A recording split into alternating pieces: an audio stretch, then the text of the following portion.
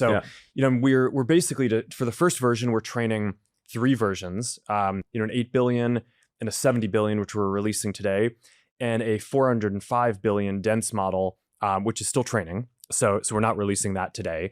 But the 8 and 70, I mean, I'm pretty excited about how they turned out. I mean, it's they're leading for their scale. It's I mean, we'll release a blog post with all the benchmarks so people can check it out themselves, and obviously it's open source so people get a chance to play with it. We have a roadmap of new releases coming that are going to bring multi-modality, more multilinguality, bigger context windows to those as well.